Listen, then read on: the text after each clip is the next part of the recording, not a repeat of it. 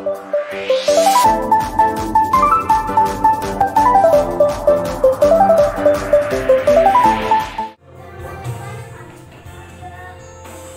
Bapa kami di surga, kami bantah kepadamu untuk mendengarkan firman, berbicara kepada kami ya Bapa. Kami siap mendengar. Di dalam nama Tuhan Yesus kami berdoa. Haleluya. Amin. Silakan duduk. Shalom. Shalom. Puji Tuhan. Saya pakai kursi. Saudara-saudara yang kasih Tuhan, hari ini firman Tuhan saya beri judul kasih yang ajaib ya. Kasih yang ajaib, kasih yang luar biasa tentunya adalah kasih Allah kita ya. Saudara-saudara, sekarang kita memasuki masa Prapaskah. Masa Prapaskah. Jadi masa Prapaskah ini kita merenungkan kembali kasih Allah kepada kita ya. Kita mau supaya benar-benar bukan hanya sekedar mengalami, tapi sungguh-sungguh mengapresiasi kasih Allah yang ajaib itu, sehingga kehidupan kita semakin diubahkan ya. Kasih yang sungguh melebihi akal pikiran kita, inilah kasih Allah. Tidak sanggup kita memikirkannya, membayang-bayangkannya ya, luar biasa. Makanya saya katakan kasih yang ajaib. Ada satu lagu dulu waktu saya masih SMA sering dinyanyikan oleh pendeta Stephen Tong. Kasih yang ajaib, kasih dari Golgota. Kasih yang ajaib, kasih dari Golgota. Kasih yang ajaib, membawa Tuhan dari surga. Inilah kasih yang ajaib. Kasih ketika Kristus datang ke dunia ini untuk menyerahkan hidupnya. Tak pernah kita bayangkan, tak pernah kita pikirkan kehidupan kita sebagaimana tanpa kasih Allah. Ya, karena kasihnya itu dia mengorbankan anaknya yang tunggal satu-satunya. Sebagaimana kita ketahui dalam Yohanes pasal 3 ayat 16. Karena begitu besar kasih Allah akan dunia ini, sehingga ia telah mengaruniakan anaknya yang tunggal, supaya setiap orang yang percaya kepadanya tidak binasa, melainkan beroleh hidup yang kekal. Saudara-saudara, Lembaga Alkitab Indonesia baru saja sedang merilis terjemahan baru versi kedua bahasa Indonesia. Terjemahan yang mungkin lebih baik ya daripada terjemahan yang sudah kita pakai. Mungkin nanti kita akan pakai terjemahan 2 ini. Karena Yohanes 3:16 itu berbunyi gini. Karena Allah begitu mengasihi dunia ini. Nah, kata kerja ya. Memang aslinya itu kata kerja. Allah begitu mengasihi dunia. Makanya dalam bahasa Inggris, for God so loved, begitu sangat mengasihi ya. Sehingga kita bisa memahami kasih Allah itu. Kasih Allah yang ajaib itu adalah kasih Allah yang indah, yang paling indah yang pernah saya temukan ya, sepanjang hidup saya. Dan saya percaya kasih Allah itu juga adalah yang terbaik bagi saudara. Nah, bagaimanakah kasih yang ajaib itu? Ya, kita akan belajar dari kisah anak yang hilang dalam Lukas 15 ayat 20 sampai ayat 24. Ya, kita akan belajar. Terlalu gelap, bisa dibaca tak? Bisa ya? Ya. Lukas pasal 15 ayat 20 sampai 24, demikian firman Tuhan. Maka bangkitlah ia dan pergi kepada bapaknya. Ketika ia masih jauh, ayahnya telah melihatnya. Lalu tergerakkan hatinya oleh belas kasihan. Ayahnya itu berlari mendapatkan dia, lalu merangkul dan mencium dia. Kata anak itu kepadanya, "Bapa, aku telah berdosa terhadap surga dan terhadap Bapa. Aku tidak layak lagi disebut anak-anak Bapa." Tetapi ayah itu berkata kepada hamba-hambanya, lekaslah bawa kemari jubah yang terbaik, pakaikanlah itu kepadanya, dan kenakanlah cincin pada jarinya dan sepatu pada kakinya. Dan ambillah anak lembu tambun itu, sembelihlah dia, dan marilah kita makan dan bersukacita. Sebab anakku ini telah mati dan menjadi hidup kembali, ia telah hilang dan didapat kembali. Maka mulailah mereka bersukaria. Amin. Demikian firman Tuhan. Berbahagialah kita yang mendengar dan yang melakukan firman. Kisah ini kita sudah tahu. Ada seorang bapak, kata Tuhan Yesus menceritakan, mempunyai 2 orang anak, si sulung dan si bungsu, tidak disebutkan namanya. Pada suatu kali si bungsu berkata kepada ayahnya, "Papa, berikanlah hakku, berikanlah bagianku dari warisanmu kepadaku, supaya aku bisa menikmati hidupku dengan semua yang kumiliki menjadi milikku bagianmu." Sang bapak kemudian membagikannya bagi si bungsu, bagian daripada si bungsu itu. Artinya semua yang tinggal seharusnya adalah milik si sulung. Dan kemudian si bungsu pun pergi meninggalkan bapaknya. Pergi ke suatu kota, dia menghabiskan hartanya berfoya-foya dengan orang-orang di kota itu, bahkan hidup dengan perempuan-perempuan dan lain sebagainya. Dia menikmati gaya hidup hedon dan akhirnya habislah uangnya. Tadinya dia punya teman banyak, temannya semua mau mendekati dia karena dia punya harta, punya uang yang banyak. Tetapi ketika hartanya habis, semua orang meninggalkan dia. Akhirnya ia pun mencari makan dengan bekerja di sebuah peternakan babi. Bayangkan, menggambarkan betapa kotornya. Ketika Yesus bercerita peternakan babi, orang Israel tahu itu adalah pekerjaan yang najis karena babi itu haram. Tapi buat saudara orang Batak, babi itu hankam katanya. Hankam katanya. Orang Yahudi bilang itu haram.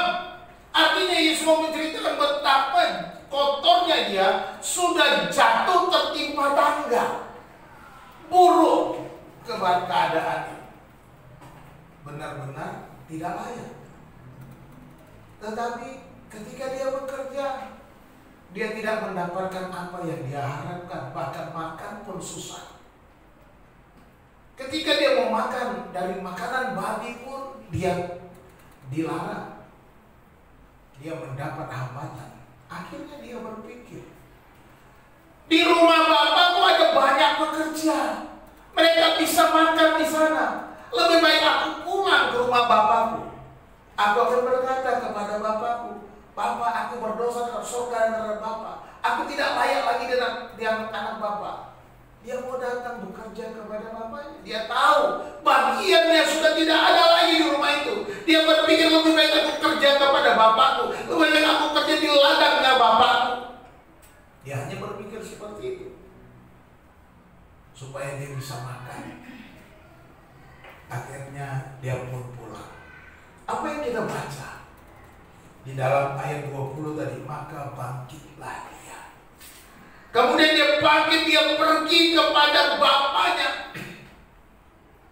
Dan kita melihat ketika masih jauh dikatakan, Alkitab mencatat Yesus berkata, ketika masih jauh ayahnya telah melihatnya, lalu tergeraklah hatinya oleh belas kasihan. Ayah itu berlari mendapatkan dia, lalu merangkul dan mencium dia. Ini makin turun, makin turun. Ini kalau goyang-goyang dia turun. Saudara-saudara, kita melihat betapa kasih sang Bapa itu digambarkan di sini. Apa yang Yesus ceritakan dalam perumpamaan ini menggambarkan kasih Allah kepada kita yang berdosa, kasih Allah kepada kita yang begitu buruk rupa, kasih Allah yang kepada kita yang betul-betul najis. najis, kotor, tidak layak lagi di hadapan Tuhan. Itulah gambaran kita. Apa yang kita pelajari dari pesan Yesus dalam perumpamaan? Kasih yang ajaib itu. Kasih yang ajaib itulah kasih yang tak pernah berubah. Kasih yang ajaib adalah kasih yang tidak pernah berubah. Kita baca di dalam ayat 20 tadi. Ayah ini melihatnya dari jauh, kemudian hatinya tergerak oleh belas kasihan. Lalu ayah itu berlari mendapatkan dia, merangkul dan mencium. Perhatikan dengan baik. Merangkul dan mencium. Kasihnya nggak berubah.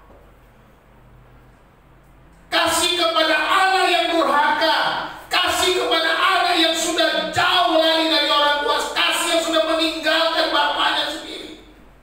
Tetapi di sini digambarkan bapak itu melihat dari jauh. Artinya Yesus sedang menceritakan bahwa setiap saat bapak itu menanti anaknya kembali. Kasihnya nggak berubah. Menantikan anaknya datang. Dan perhatikan, ayahnya mengenali anak itu. Mungkin sudah bertahun-tahun dia menghabiskan hartanya, kita nggak diceritakan di situ. Tetapi yang pasti, anaknya dulu berangkat dengan gagah perkasa, dengan koper berisi dolar, mungkin begitu gambaran masa kininya, dengan jas dan sepatu mengkilat kulit lembu atau kulit kambing. Semuanya serba parlente, dengan kalung di tangan, kalung di leher, gelang di tangan, emas semuanya ada. Jalannya pun gagah. Tetapi saya kira dia pulang tidak segagah dia pergi.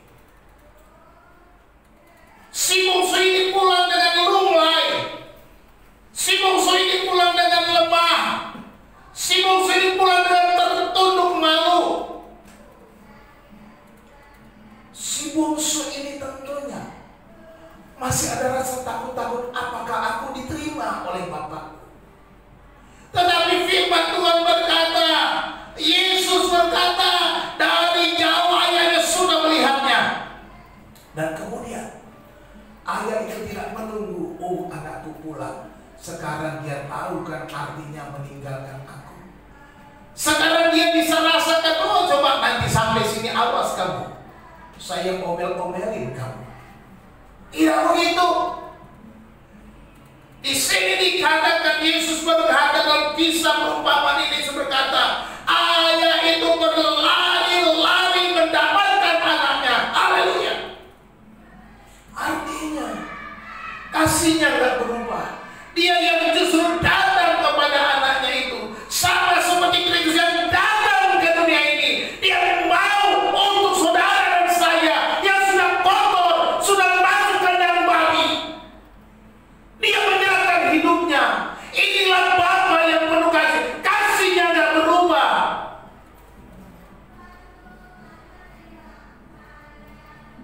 Lari mendapatkan itu. Bukan cuma sampai di situ. Dia merangkulnya. Anak yang bau babi, anak yang kotor, anak yang compang-camping, anak yang tidak pernah mandi ini, tidak bisa dipikirkan lagi bagaimana baunya. Tetapi ayah ini merangkulnya. Dia tidak peduli keadaan anaknya. Dia rangkul, kemudian dikatakan dia menciumnya. Haleluya. Bukankah kasihnya tak berubah? Engkau anakku, aku mengasihi engkau dengan kasih yang tak berubah. Mampukah kita menciumi orang yang kotor? Mampukah kita menciumi orang gelandangan yang hidupnya di pinggir jalan sana? Kemudian kita rangkul, kita perlu kita cium-cium. Saya kira enggak. Saya pernah lihat video di YouTube orang membantu ODGJ. orang dalam gangguan jiwa, orang-orang di gelandangan, mereka tidak menciumi karena mereka nurani berpegangan tangan memang. Tapi ini digambarkan kasih yang ajaib itu, yang kita nggak bisa lakukan. Kasih yang tak berubah. Bapa tetap mengasihi anaknya, apapun keadaan anaknya, apapun peristiwa yang dialami anaknya, dia tetap mengasihi. Kasih sejati itu tidak berubah. Kasih sejati tidak berubah. Masih jauh dikatakan. Kemudian melihat, tergerak hati, berlari, merangkul, mencium, ini yang dilakukan oleh Bapa itu. Ini yang dilakukan oleh Bapa yang memiliki kasih yang tak berubah. Kasih yang ajaib. Saya membayangkan betapa hebat kasih Allah itu kepada saya. Kalau saya melihat ke dalam diri saya, mungkin saudara bilang, oh Pak Ferdinand itu baik-baik saja, tapi saya merasa saya tidak layak bagi Tuhan. Kalau saya mulai flashback ke belakang kehidupan saya mulai dari kecil sampai hari ini, saya tidak layak untuk menerima kasih Tuhan. Tapi puji Tuhan, haleluya. Karena anugerah semata-mata. Karena kasih karunia Allah, anugerah kemurahan hatinya, karena kasihnya yang besar, yang ajaib itu, yang tidak berubah itu, dia mau menerima saya. Merangkul, mencium. Artinya kasihnya tidak bisa berubah oleh karena kejahatan anaknya. Saudara-saudara dikasihi Tuhan, inilah yang kita lihat di dalam peristiwa kisah kasih yang diceritakan oleh Tuhan Yesus. Di sini kita melihat bahwa setiap anak ada di dalam hatinya Bapa. Ya. Setiap anak itu ada di hatinya Bapa. Itu sebabnya Bapa itu selalu menanti, selalu menunggu, melihat setiap saat dari depan rumahnya. Oh, mungkin hari ini anakku pulang, hari ini nggak pulang. Besok dia datang lagi, dia tunggu lagi, dia lihat lagi, dia berharap. Hatinya nggak berubah. Dan di hari anaknya pulang, ayahnya masih ada menunggu. Itu digambarkan di sana. Di hari anaknya kembali itu, bapaknya masih menantikan. Artinya aku tidak berubah, anakku ada di hatiku. Saudara dikasih Tuhan, nanti kita mau belajar hari ini bahwa engkau, saudara dan saya ada di hati Bapa. Katakan amin. Saudara ada di hatinya.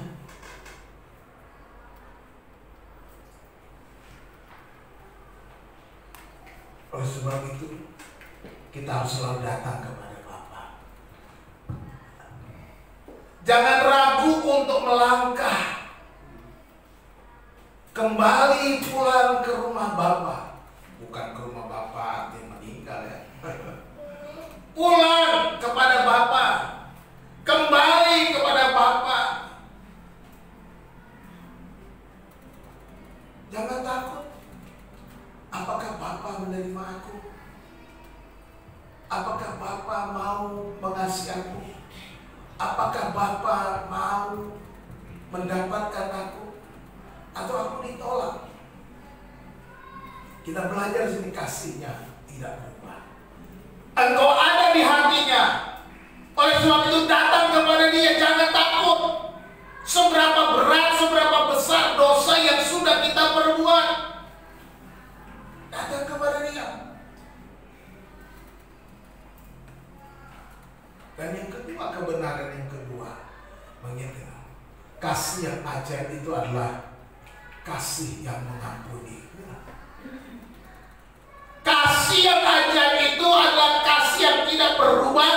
Kasih yang ajaib adalah kasih yang mengampuni kita. Sama seperti digambarkan di sini dalam ayat 21 dan 22 dikatakan di situ. Kata anak itu kepadanya, Bapa, aku telah berdosa terhadap surga dan terhadap Bapa, aku tidak layak layak lagi disebutkan anak Bapa. Dia menyadari, aku nggak layak lagi disebut anak Bapa. Aku jahat, aku berdosa, aku sudah pergi, aku sudah mengambil bagianku. Aku nggak layak. Ayat 22 bilang apa? Tetapi ayat itu berkata kepada siapa? Kepada siapa? Kok nggak jelas? Kepada siapa ayatnya berkata? Ayo yang keras, yang kencang. Nggak kedengaran, nggak kerekam suaranya. Kepada siapa? Hamba-hambanya. Padahal yang ngomong siapa? Si bungsu kan? Si bungsu lagi ngomong ke bapaknya, bapaknya mau ngomong ke pembantunya. Harusnya kan dia menjawab anaknya, ya kan? Apa yang dikatakan oleh ayahnya? Tetapi ayah itu berkata kepada hamba-hambanya, lekaslah bawa kemari jubah yang terbaik, pakaikanlah itu kepadanya, dan kenakanlah cincin pada jarinya, dan sepatu pada kakinya. Dan ambil lembu, kemudian kalau kita baca selanjutnya, ambil lembu yang gemuk, yang tambun, sembelih, mari kita bersukaria, karena anakku yang hilang telah kembali, yang mati telah hidup kembali. Kita lihat, ya. Jadi kalau kita perhatikan ayat 22, ada kata tetapi ayat itu berkata kepada hamba-hambanya. Ya. Dia bukan berkata kepada anaknya, bukan dia anak, memang kamu sudah salah, tetapi bapak mengaku. Enggak, dia tak ngaku. Dia langsung menunjukkan dengan sikap yang baru, sikap yang luar biasa, dengan berkata kepada hamba-hambanya, lekaslah bawa kemari jubah yang terbaik. Gambarannya itu pengampunan. Anak ini kotor, anak ini sudah lusuh, anak ini kumuh, anak ini jorok sekali. Maka dikatakan, ambil jubah yang terbaik, pakaikan itu kepada, kenakan pada cincin pada jarinya, sepatu pada kakinya. Anak yang datang compang camping, tidak pakai sepatu, dengan pakaian yang sobek-sobek, dengan segala keberadaan yang benar-benar lusuh, menggambarkan keadaan kita yang berdosa, yang rusak. Dan kemudian Bapak kata, lepaskan itu. Artinya disuruh mandi, kemudian pakaikan jubah yang terbaik, pakaikan cincin pada jarinya. Artinya apa? Dia menjadi anakku. Anak itu harus diberikan cincin, tanda mengenal keluarga itu, diberikan cincinnya. Walaupun tadinya mungkin sudah ada bagiannya, udah dijual mungkin cincinnya karena kurang duit, kita nggak tahu ceritanya. Tapi dan kenakan sepatu baru, kasut yang baru pada kaki. Artinya ayah ini mau engkau kuampuni, aku mau supaya engkau menjadi milikku kembali dengan perubahan yang baru, dengan hidup yang baru, dengan jubah yang baru, dengan pakaian yang baru, dengan tampilan yang baru. Engkau tidak lagi kotor, engkau tidak lagi lusuh, engkau tidak lagi najis, tetapi engkau menjadi baru. Oleh karena apa? Aku menerima, mengampuni segala kesalahan. Seharusnya kan dia anak, aku mengampuni. Jawabannya begitu. Tetapi Bapak ini langsung bertindak. Bukan hanya berkata aku mengampuni, aku mau mengubah kamu. Ini yang mau dikatakan oleh sang Bapak kepada hamba-hambanya. Demikian kita. Ketika kita menerima pengampunan dari Allah, kita diubahkan menjadi manusia baru, kita diubahkan dikenakan manusia baru, kita disuruh menanggalkan manusia lama supaya kita mengenakan manusia baru, supaya kita tampil baru, bukan lagi dengan gaya hidup kita yang lama. Inilah seharusnya orang-orang percaya, orang-orang yang sudah diselamatkan. Kita harus dengan hidup yang baru. Jangan lagi, kata Rasul Paulus, Yang mencuri, jangan lagi mencuri. Yang korupsi, jangan lagi korupsi. Yang malas bekerja, jangan dia makan. Supaya bekerja rajin. Artinya kita harus berubah. Karena apa? Kita sudah dikenakan pakaian yang baru, jubah yang baru, dikenakan cincin milik Allah sendiri, dikenakan sepatu kasut yang baru supaya kita bisa melangkah dengan baik, berjalan menurut kehendak Tuhan.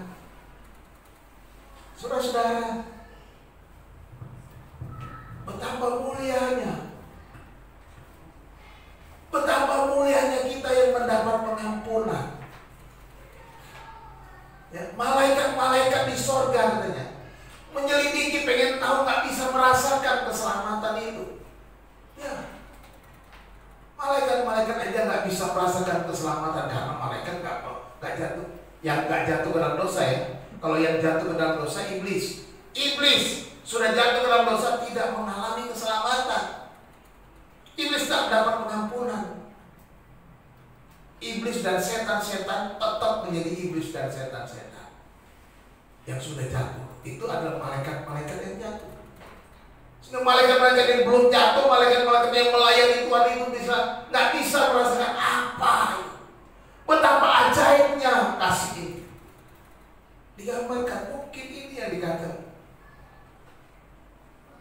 kepada pelayan-pelayan nggak bisa merasakan enaknya jadi tuan, tetap saja mereka pelayan. Malaikat tetaplah melayani kita orang-orang percaya. Jadi kita bersyukur kepada Tuhan sebab kita sudah diganti dengan jubah yang baru. Kasih seharusnya mengampuni dan melupakan apapun kesalahan orang lain yang diperbuat kepada kita. Ini juga, kalau kita sudah menerima pengampunan, kita juga harus mengampuni. Ini juga Tuhan Yesus pernah menceritakan sebuah perumpamaan orang yang punya hutang. Ketika ada orang punya hutang, diampuni hutangnya, kemudian dia pergi keluar ketemu orang lain yang berhutang kepada dia, suruh bayar hutang, lalu masukkan penjara. Ya. Kemudian orang itu dilaporkan kepada raja bahwa dia sudah memenjarakan temannya. Akhirnya dipanggil, kenapa kau penjarakan temanmu? Dia punya hutang. Bukankah aku sudah mengampuni hutangmu? Mengapa kamu tidak mengampuni hutang saudaramu?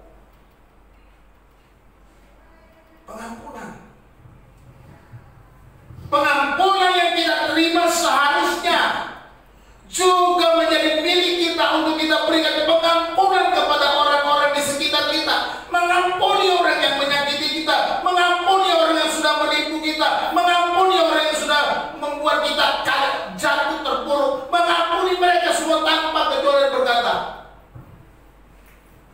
aku mengasihi engkau. Jangan lagi kita menyimpan dendam. Gara-gara dia nih, gue jadi begini. Gara-gara dia nih, gue dulu begini begitu. Saudara itu dikasih Tuhan. Saya belajar mengampuni. Ketika saya disakiti teman-teman saya nggak membalas. Saya mengampuni mereka, menerima mereka. Akhirnya Tuhan mengangkat saya. Kalau saya dari dulu tidak mau mengampuni mereka, menyimpan dendam, menyimpan sakit hati, saya percaya nggak ada ini sekarang. Ruko ini mungkin nggak ada, pelayanan ini nggak ada, karena saya tidak layak untuk itu. Tapi karena saya tahu saya sudah menerima pengampunan dari Tuhan, makanya saya mengampuni orang-orang yang menyakiti saya, tidak peduli. Saya menerima mereka dan berkata, oh saudaraku, aku mengasihi engkau. Ya puji Tuhan, sampai sekarang punya hubungan baik dengan orang-orang yang dulu menyakiti saya. Saya lupakan itu, nggak masalah buat saya. Dan Tuhan mengangkat. Jadi jangan menghalangi Tuhan memberkati. Tidak usah kita sakit hati. Kadang-kala Tuhan memakai cara-cara yang menyakitkan kita dengan orang-orang di sekitar kita untuk membuat kita jatuh, untuk membuat kita sakit hati, membuat kita terpuruk. Tetapi justru di sana Tuhan mau mengajar kita. Tangannya akan mengangkat kita, tangannya akan memberkati kita, dan kita akan berkata, terima kasih Tuhan. Lewat peristiwa ini aku diajar merendahkan hati. Lewat peristiwa ini aku diajar untuk mengampuni. Lewat peristiwa ini aku diajar untuk mengasihi orang-orang yang menyakiti. Itulah yang harus kita lakukan. Jadi jangan lupa mengampuni orang lain. Ya, ayah yang mengampuni, dia akan memberikan yang terbaik kepada anak-anaknya. Ya, sebagaimana ayah ini memberikan yang terbaik kepada si bungsu, demikian juga Bapak. Bapak kita akan memberikan yang terbaik di dalam hidup kita. Oleh sebab itu, saudara dikasih Tuhan, pakailah jubah yang baru. Jubah yang sudah diberikan, yang dikenakan kepada kita. Manusia baru. Hiduplah dengan cara manusia baru. Hiduplah dengan cara hidup yang benar menurut firman Tuhan. Hiduplah dengan kasih, pengampunan. Hiduplah dengan damai satu dengan yang lain. Menjadi berkat. Kalau sederhananya begitu. Bagaimana menjadi berkat? Menolong orang lain, memberkati orang lain. Jadi kasih yang ajar itu mengampuni. Dan yang ketiga kita belajar di sini, kasih yang ajar itu adalah kasih yang menerima kita apa adanya. Ya. Ayat 23 katakan, dan ambillah anak lembu tabur itu, sembelilah dia, dan marilah kita makan dan bersukaria. Sebab anakku ini telah mati dan menjadi hidup kembali. Ia telah hilang dan didapat kembali. Maka mulailah mereka bersukaria. Ayah ini bersukacita dengan mengadakan pesta, tanda bahwa dia menerima anak itu apa adanya. Penyambutan diberikan kepada anaknya dengan pesta yang meriah, dengan memotong anak lembu tambun yang gemuk, yang sehat, dan kemudian berpesta. Artinya dia mau menerima kembali anaknya. Dikatakan di dalam ayat ini, anakku yang telah mati dan menjadi hidup kembali. Anak yang mati, ia telah hilang dan didapat kembali. Ya, gitu. Ini menunjukkan bahwa Bapak itu menerima anaknya yang kembali apa adanya, menerima keadaannya, menerima dia bukan karena syarat-syarat. Kalau menurut syaratnya anak ini tidak layak, kalau mengikuti syarat yang baik, anak ini tidak bisa diterima. Anak durhaka kalau kita bilang di masa kini. Ya. Anak durhaka. Tetapi ketika dia kembali kepada bapaknya, bapak itu menerima apa adanya. Segala keberadaannya, dia diterima apa adanya. Kita lihat, dia diampuni, diterima, dan diadakan pesta. Pesta ini merupakan sebuah proklamasi kepada orang-orang. Lihat, anakku yang hilang telah pulang, anakku yang telah mati hidup kembali. Anakku ini pesta. Sebuah proklamasi, sebuah pengumuman. Ya. Kenapa ketika pesta semua suara-suara musik dan lain sebagainya terdengar, seperti yang kita lihat dalam bagian selanjutnya. Ketika si sulung pulang dari Riau, dia mendengar suara musik. Kalau zaman sekarang mungkin ada orkes dangdut. Zaman sekarang ini dari jauh, kenapa ada suara musik dari arah rumahku? Kok aku nggak tahu? Aku yang punya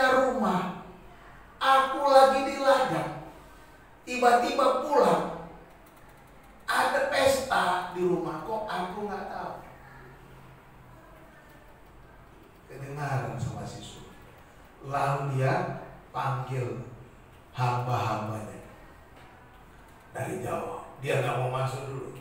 Dia mau lihat ada apa kok aku nggak dikasih tahu sama ayah. Nah, gitu. Curiga dia. Lalu pembantu-pembantunya bilang, adikmu sudah kembali. Adikmu yang dulu hilang sudah kembali. Ayahmu sangat senang dan ayahmu mengadakan pesta untuk menerima dia kembali. Ada di dalam rumah. Si sulung pun cemberut, ngambek. Si sulung merasa aneh. Dia teringat masa lalu. Ini si bungsu kan sudah ambil bagiannya. Balik-balik ke sini kok diterima lagi. Mau ambil bagianku lagi apa? Dia ketemu dengan ayahnya. Dia nggak mau masuk.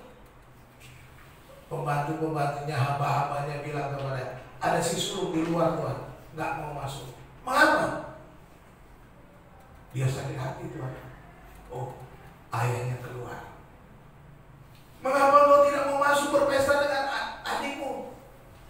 Ya, ayah ini bagaimana sih? Itu ada durhaka. Dia sudah mengambil bagiannya. Dia sudah menghabiskan hartanya. Dia sudah berfoya-foya. Sekarang dia pulang. Ayah potong lembu yang tanggung. Ayah berpesta. Sedang aku tiap hari ke ladang.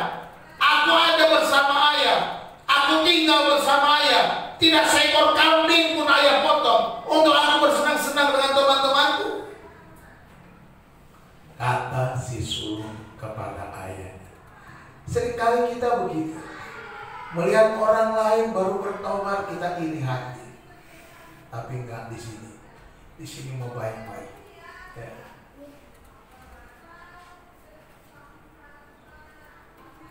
Akhirnya ayah bilang, nah, engkau selalu bersama-sama dengan aku.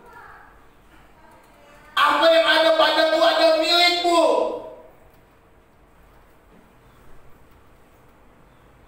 Engkau boleh lakukan apa saja atas semua ini untuk kamu pergi berpesta. Tapi kau selalu sibuk dengan pekerjaan. Sekarang adikmu sudah kembali, sudah pulang. Mari kita terima dia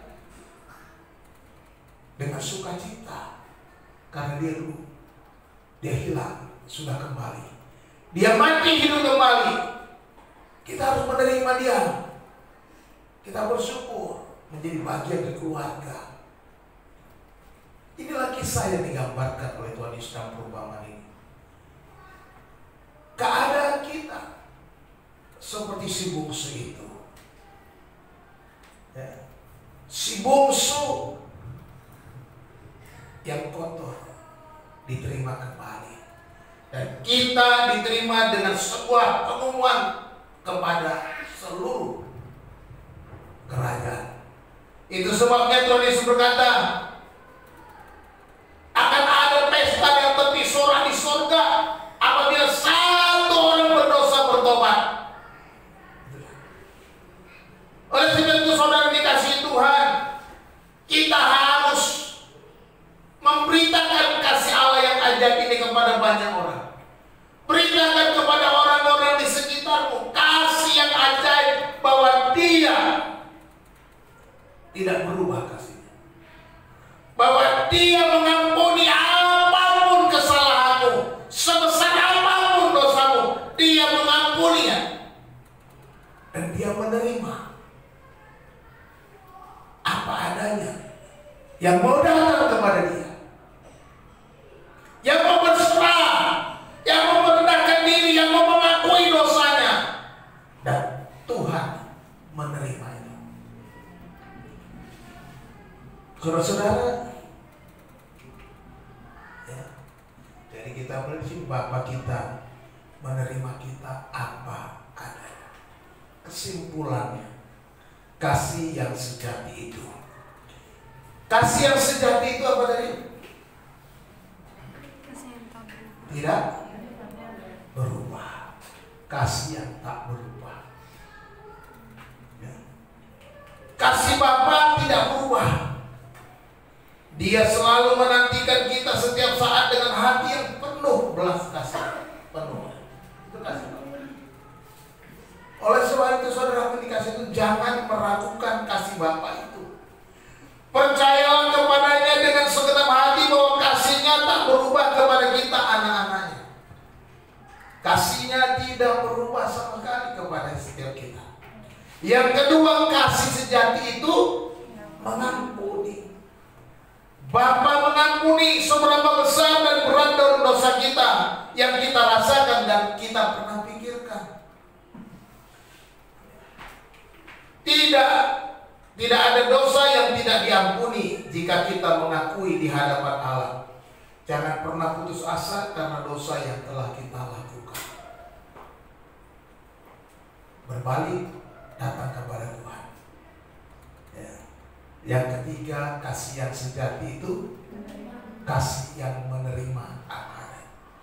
Bapa menerima kita apa adanya tanpa mengingat dan membangkit-bangkitkan masa lalu kita yang buruk.